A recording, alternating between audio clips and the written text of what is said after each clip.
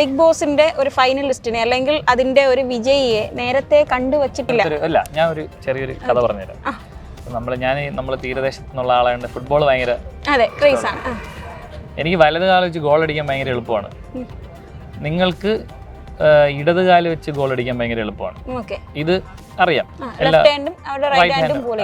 അപ്പൊ എനിക്ക് എന്റെ റൈറ്റ് ലെഗ്, എന്റെ ലെഫ്റ്റ് ലെഗ് വീക്കർ ആണെന്ന് അവർക്കറിയാം.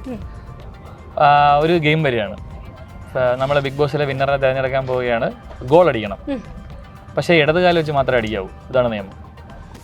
ഓക്കെ, വീക്ക് പോയിന്റിലാണ് അവർ കളിക്കാൻ പറയുക. വീക്ക് പോയിന്റ് അങ്ങനെയല്ല. ഇപ്പൊ ഞാൻ പറഞ്ഞു, നമ്മൾ എന്റെ വീക്ക്നെസ് എന്താണെന്ന് പറഞ്ഞു. ഇതിപ്പോ എന്റെ വീക്ക്നെസ് എന്ന് പറഞ്ഞാൽ എനിക്ക് ഇടതുകാലം വെച്ച് അടിക്കാൻ പറ്റില്ല. നിങ്ങളുടെ ശക്തി എന്ന് പറഞ്ഞാൽ നിങ്ങൾക്ക് ഇടതുകാലം വെച്ച് മാത്രമേ അടിക്കാൻ അറിയാവൂ. അപ്പം ഒരു ടാസ്ക് ഡിസൈൻ ചെയ്യുമ്പോൾ ഇതിലെ മത്സരത്തിന്റെ ആദ്യത്തെ നിയമം എന്ന് പറയുന്നത് ഇടതുകാലം മാത്രമേ ഉപയോഗിക്കാവൂ. ഓക്കെ, അപ്പൊ അങ്ങനെ ഒരു മത്സരം നിന്ന് ആര് ജയിക്കും?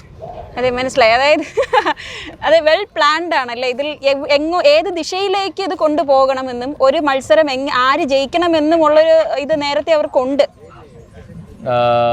ഇപ്പൊ ഒരു ഇല്ല, അങ്ങനെയല്ല. ഞാൻ എക്സാമ്പിൾസ് തരത്തേ ഉള്ളൂ. ഞാൻ അഭിപ്രായം പറയാം. എക്സാമ്പിൾസ് തരാം. ഇപ്പൊ നമ്മള് ഷോയിൽ നടന്ന ഒരു അവസാനത്തെ പവർ, ഞാൻ എൻ്റെ സ്ഥാനത്തേക്ക് മറ്റൊരു പവർ ടീം മെമ്പറിനെ തിരഞ്ഞെടുക്കുന്ന ഒരു മത്സരം ഉണ്ടായിരുന്നു.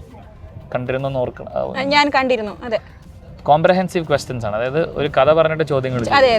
കഥ പറഞ്ഞ് 2 പ്രാവശ്യം കഴിഞ്ഞിട്ട് ഫസ്റ്റ് ചോദ്യം ചോദിച്ചത് അത് നമുക്ക് എല്ലാവർക്കും അറിയാം. എല്ലാവരും ചർച്ച ചെയ്തതും കൂടാണ്. നമുക്ക് എല്ലാവർക്കും അറിയാവുന്ന കാര്യമാണ്. ഗബ്രി ഭയങ്കര ആ 4 പേരുടെ കൂട്ടത്തിൽ കുറച്ചുകൂടെ ചിന്തിക്കുന്നതും പ്രോസസ് ചെയ്യുന്ന ആൾ ഗബ്രിയാണ്. അപ്പം ഒരു കോംപ്രഹെൻസീവ് ക്വസ്റ്റ്യൻ ചോദിച്ചിട്ട് ആദ്യം ചോദിക്കുന്ന ഗബ്രിയോടാണ്.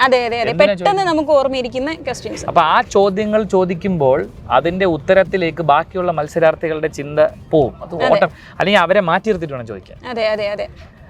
പക്ഷെ അവരെ നിർത്തിക്കൊണ്ട് ചോദിക്കുമ്പോൾ മാനസികമായിട്ട് അവർക്ക് ആ ചോദ്യത്തിലേക്ക് അവരുടെ അറ്റൻഷൻ പോവുകയും ഓർത്ത് വെച്ച കാര്യങ്ങൾ മറന്നു പോവുകയും ചെയ്യും. തീർച്ചയായും. അപ്പൊ അതിന്റെ ഉദ്ദേശം എന്തായിരുന്നു?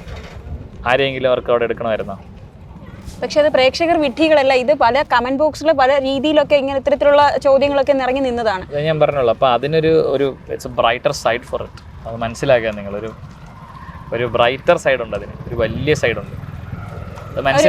ഒരു കാര്യം, മറ്റേ വിഷു ഫലം പറഞ്ഞപ്പോ സത്യത്തിൽ ഞാൻ ഗബ്രിയുടെ ജാസ്മിന്റെ ഒക്കെ പറഞ്ഞു. അത് അവരെന്താ കാണിച്ചില്ല? പറഞ്ഞ ഒന്ന് പറയോ? ഞാൻ പിന്നെ അവസരത്തിൽ പറയാം.